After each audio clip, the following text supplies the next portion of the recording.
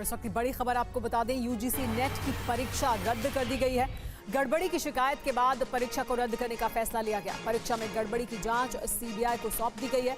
देश भर में 18 जून को यूजीसी नेट परीक्षा हुई थी। यूजीसी नेट की परीक्षा अब दोबारा होगी। देश भर में 18 जून को यूजीसी नेट की जो परीक्षा हुई थी उसे रद्द कर दिया गया है। शिक्षा मंत्रालय ने परीक्षा रद्द करने का ये अहम फैसला लिया। इस पर और ज्यादा जानकारी के लिए हमारे साथ आनंद प्रकाश पांडे जुड़ गए हैं, मेरे सहयोगी। आनंद, लगातार नीट परीक्षा को लेकर सवाल उठ रहे थे, अब यूजीसी नेट परीक्षा को लेकर गड़बड़ी की शिकायत सामने आई। किस तरह की शिकायतें थी जो सामने आई थी और किस वजह से इतना बड़ा फैसला लेना पड़ा शिक्षा मंत्रालय को? देखिए, खास बात ये है कि एनटीए यानी कि जो नेशनल टेस्टिंग एजेंसी है उसी ने इस एग्जाम को भी कंडक्ट कराया था, यूजीसी नेट के एग्जाम को, जो कि कल हुआ था।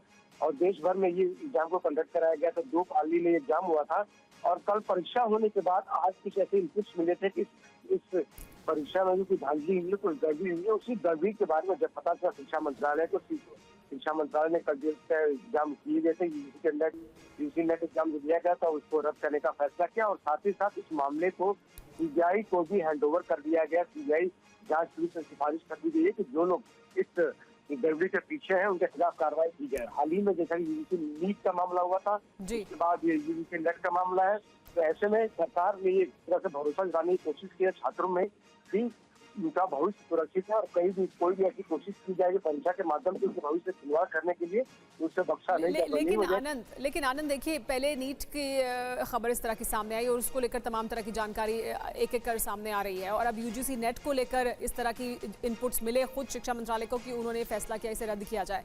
तो फिर किस तरह से एग्जाम्स कंडक्ट हो रहे हैं उसकी पूरी जो प्रक्रिया है उसमें इसका मतलब कुछ बड़ी कमी है जिस वजह से बार बार इस तरह की घटनाएं हो रही हैं।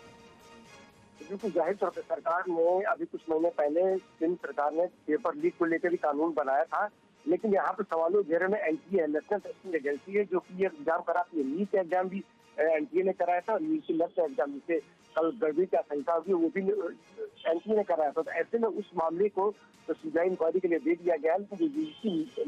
जो नीट का एग्जाम है, नीट को लेकर जो कुछ शिकायतें आई है, पेपर लीक का मामला हो या ग्रीस मार्क्स का मामला हो, उसको लेकर भी सरकार की तरफ सफाई आई है। कहा गया कि जो ग्रीस मार्क्स है उसको लेकर जो तमाम आपत्तियां थी या जो भी शंकाएं थी उसको तो उसका समाधान कर दिया गया है। और लेकिन साथ ही साथ जो इस मामले में अभी नीट के मामले बाकी के सवाल है उसको लेकर सरकार ने एक पूरी रिपोर्ट जो है फुल फ्लेज रिपोर्ट इस मामले में मांगी। जी हाँ, तो लेकिन दोनों एग्जाम नेशनल टेस्टिंग एजेंसी यानी एनटीए ने कंडक्ट किए थे। नीट के एग्जाम को लेकर सवाल उठे और अब जो यूजीसी नेट की परीक्षा है जो कल हुई थी उसे रद्द करने का फैसला कर लिया है इस तरह के इनपुट्स मिलने के बाद कि किसी तरह की कोई गड़बड़ी हुई है। लेकिन सवाल जरूर अब उठेंगे कि किस तरह से एग्जाम्स कंडक्ट कराए जा रहे हैं और एनटीए के काम करने की प्रक्रिया पर भी सवाल उठ रहे हैं और इस वजह से इस पूरे मामले की जांच अब सीबीआई को सौंप दी गई है। फिलहाल रुक रहे हैं, कुछ देख लें।